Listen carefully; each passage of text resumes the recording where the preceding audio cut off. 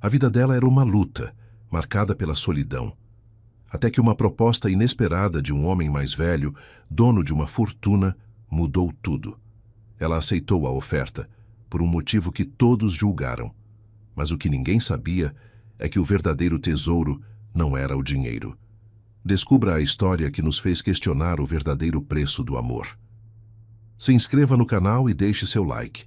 E comenta aqui de onde você está assistindo. Seu comentário é muito importante para nós.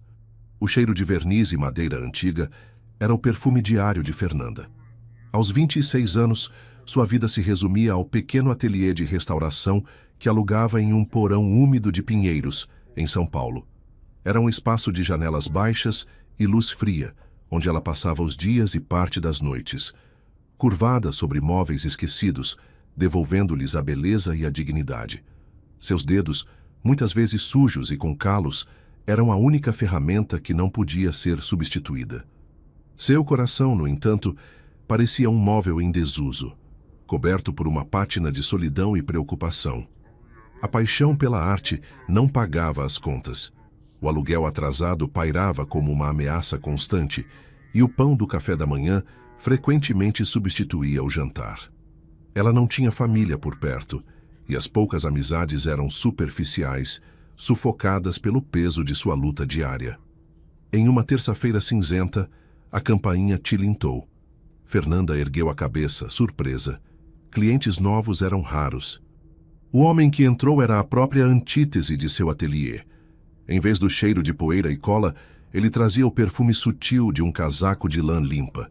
Tinha cabelos brancos, bem cortados, e um par de olhos de um azul tão profundo que pareciam carregar a serenidade de um oceano calmo. Era Jean. Ele não era barulhento nem efusivo, apenas imponente em sua tranquilidade. Seu olhar varreu o ateliê, mas parou nas mãos de Fernanda, que seguravam com delicadeza um pequeno cinzel. Ele havia trazido consigo um elegante aparador de jacarandá, um tesouro do século passado, com entalhes minuciosos e um brilho opaco. Ouvi falar que você tem o dom de ver a alma dos móveis, ele disse, sua voz tão suave quanto o tecido de seu casaco. Fernanda sentiu um arrepio. Eu apenas restauro, ela respondeu tímida.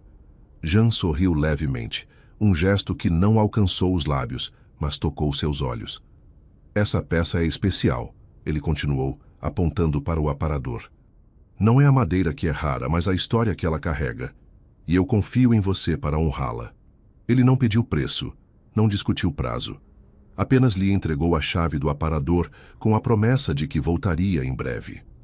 Ao sair, seus olhos de um azul profundo se fixaram nos dela mais uma vez, e Fernanda sentiu um calor inesperado na pele fria, como a primeira faísca de uma lareira em um dia de inverno. Ele era um enigma, um detalhe tão fora de lugar em seu mundo, que ela não podia deixar de se perguntar quem era aquele homem e o que ele via nela. O aparador, agora em sua posse, parecia não apenas uma promessa de trabalho, mas um convite silencioso para um futuro que ela nem sabia que precisava. As semanas que se seguiram transformaram a rotina de Fernanda. O ateliê, antes um refúgio solitário, passou a ter uma visita regular. Jean não aparecia apenas para checar o progresso do aparador, mas para observar. Ele surgia em manhãs frias, trazendo um copo de café fumegante. Sentava-se em um canto, em silêncio, lendo um livro enquanto o som do cinzel de Fernanda ecoava no pequeno porão. Ele não fazia perguntas sobre sua vida nem falava da sua. A conversa fluía naturalmente sobre o trabalho, as diferentes texturas da madeira, a história dos móveis que ela restaurava.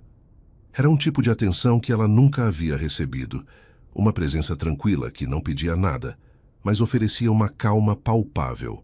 Fernanda, inicialmente desconfiada, começou a se acostumar com a presença dele. Por baixo da poeira e da tinta, sentia-se vista. A sua habilidade, que para o mundo era apenas um ofício, para ele era uma arte. Ele se encantava com a precisão de seus movimentos, com a maneira como ela tratava cada imperfeição da madeira como uma cicatriz a ser honrada. Aos poucos, a curiosidade de Fernanda se tornou um misto de gratidão e apreensão.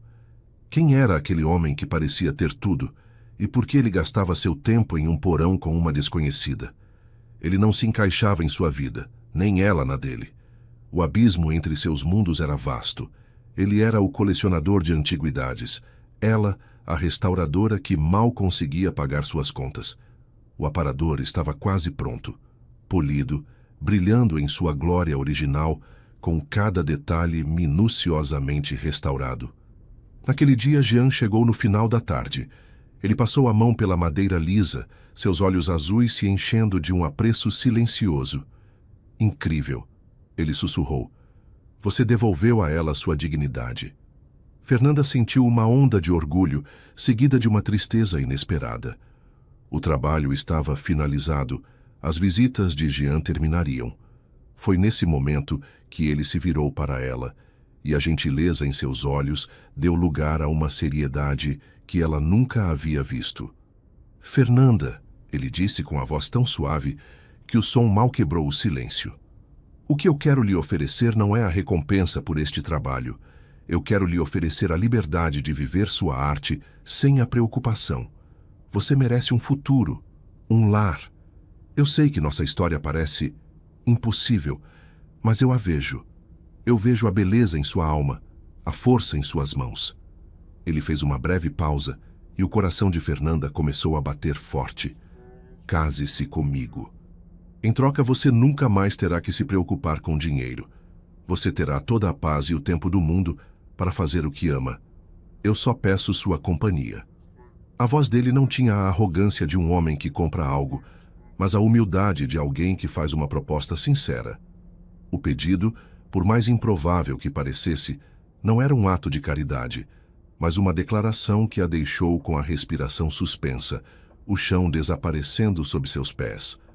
A proposta de Jean ecoou na mente de Fernanda como um sino distante. O som do seu cinzel, a umidade do porão e o cheiro do verniz, tudo perdeu o sentido. Casamento? A palavra, tão grandiosa, parecia esvaziada de seu significado habitual. Ela voltou para a solidão de seu quarto, um espaço pequeno e simples, e o silêncio que antes era uma rotina, agora se tornava ensurdecedor. O envelope com o aluguel atrasado estava sobre sua pequena mesa, e a despensa vazia zombava de sua paixão. Ali, naquele pequeno mundo de paredes mofadas e contas a pagar, a oferta de Jean era o equivalente a uma nave espacial pousando em seu quintal. A noite se arrastou em uma batalha de pensamentos. De um lado, a promessa de segurança, um lar, uma vida sem a constante preocupação com o amanhã. A liberdade para que suas mãos, tão acostumadas à luta, pudessem finalmente criar sem o peso da necessidade. Do outro, a amarga realidade de sua posição. Seria ela apenas um objeto, um troféu silencioso para um homem rico, ou pior, uma traidora de si mesma, vendendo a dignidade por conforto? Ela pensou nas fofocas, nas suposições que a sociedade faria. O título que se formaria em sua testa, visível apenas para si mesma, a mulher que se casou por dinheiro. A ironia era que, de fato, seria verdade. E ainda assim, a gentileza nos olhos de Jean, a paciência com que ele a observava, pareciam reais demais para ser apenas uma fachada. Ele via a pessoa, a artista, a alma, não apenas a carência. Era essa a sua grande dúvida. O que ele realmente queria? A manhã chegou fria e cinzenta, o céu de São Paulo refletindo sua indecisão. Ela não foi para o ateliê. Em vez disso, encontrou Jean em uma livraria perto de seu ateliê. Sua voz, quando ela o chamou, era um fio fino e trêmulo. Ele se virou e o olhar dele foi de uma paciência infinita. Você está bem? Ele perguntou. Em vez de uma resposta, ela abriu a bolsa e lhe mostrou o envelope vazio. Não é só o aluguel, ela disse, a voz embargada. Eu não tenho nada. Minha vida é uma luta diária. Isso, a sua proposta, é um alívio insuportável. Ele apenas escutou, sem julgar. Então ele a respondeu com uma calma que desarmou suas defesas. Não é um contrato, Fernanda. É uma oferta de um tipo de paz que eu posso dar e que você pode aceitar. Eu não lhe peço amor. Eu lhe peço sua presença e a permissão para cuidar de você, para que sua arte possa florescer. Não se sinta comprada. Sinta-se protegida. Se a sua resposta for não, eu respeitarei. Mas se for sim, saiba que nunca pedirei nada em troca do que você não puder dar. A sinceridade em seu olhar era avassaladora. Naquele momento, Fernanda não viu um milionário, mas um homem que, em sua própria solidão, via a solidão dela e, de forma atípica, queria preenchê-la com gentileza. Seus medos não desapareceram, mas pela primeira vez a esperança pesou mais. A decisão não foi tomada por amor, mas por um ato de fé em algo que ela mal conseguia entender. Ela pegou a mão dele e seu corpo relaxou com o toque, como se a tensão de anos de luta finalmente a abandonasse. "Eu me casarei com você", ela disse, e na frieza da manhã, o calor de uma nova vida a envolveu.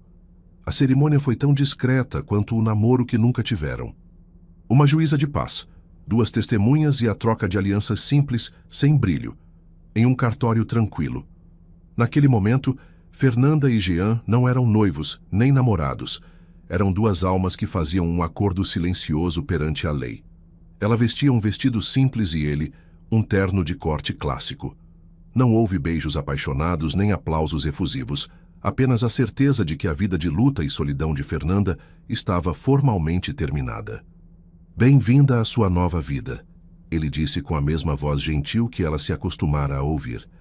A casa de Jean era uma mansão clássica no Morumbi, um paraíso de tranquilidade cercado por um jardim imponente e uma coleção de obras de arte que pareciam respirar história. Nos primeiros dias, Fernanda sentia-se um fantasma. Caminhava pelos cômodos espaçosos e sentava-se à mesa como uma convidada indesejada. O silêncio da casa era diferente do silêncio de seu ateliê. Lá era a calma da dedicação. Aqui era um silêncio que parecia cobrar um preço. Jean, no entanto, parecia entender. Ele não a forçou a nada. Deu-lhe o seu próprio ateliê, um espaço amplo com janelas que davam para o jardim, e lhe garantiu que ela poderia trabalhar em sua arte da maneira que quisesse, sem prazos ou pressões. Ele continuou com suas rotinas, dedicando as manhãs à leitura e as tardes à contemplação de suas peças. Mas agora, em vez de solidão, ele pedia a companhia dela. "Venha, Fernanda. Apenas sente-se e desenhe. Sua presença já é uma melodia", ele dizia. Lentamente ela se desarmou. A rotina dele se misturava. Ele a servia café da manhã. Ela o ajudava a catalogar os livros de sua biblioteca. Ele lhe mostrava a história de cada peça de sua coleção. E ela, pela primeira vez, enxergava a beleza além do material. Ela parou de ver o marido como um milionário e passou a enxergá-lo como um homem. Um homem com uma alma antiga e um coração que parecia ser feito de tranquilidade. Ele não a amava com paixão, mas com uma doçura que era, de certa forma, mais poderosa. Ele a amava com atos. Um dia, em seu novo ateliê, Fernanda encontrou uma pequena caixa de joias antigas, abandonada e sem valor aparente. Por instinto começou a restaurá-la. Não por dinheiro, não por pedido, mas por puro prazer. Passou dias trabalhando na madeira e no forro de seda. Quando terminou, a caixa irradiava uma beleza que não possuía antes. Ela a levou até Jean e a colocou em sua mão, sem dizer nada. Ele olhou para o objeto e depois para ela, e um sorriso genuíno iluminou seu rosto. "Você não apenas restaurou a madeira, mas a vida." "Obrigado, Fernanda", ele disse, e beijou sua mão.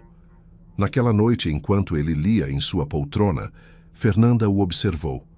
Ela não sentia medo nem obrigação. Olhando para o rosto enrugado, para as mãos que um dia lhe deram café e pão, ela percebeu que a segurança que ele havia lhe dado não era financeira, mas emocional. Ele não havia comprado a sua liberdade, ele a havia protegido. O amor, que ela pensava ser uma emoção grandiosa e explosiva, na verdade era um ato silencioso. O contrato não era de dinheiro por companhia, mas de solidão por um lar, de medo por paz. Ela havia se casado com um milionário por dinheiro, mas o que ela encontrou foi um amor que não tinha preço. A paz que Fernanda encontrou dentro da mansão de Jean era um escudo, mas o mundo lá fora ainda tinha espinhos. Um dia, ao ir a uma galeria de arte com ele, ela cruzou com velhos conhecidos. Os sussurros começaram imediatamente, afiados como agulhas. Olha só, a costureira de antes deve ter dado o golpe do baú. As palavras atingiram seu ouvido, mas desta vez não a feriram. Ela olhou para as mulheres e, em vez de ver o julgamento, sentiu pena.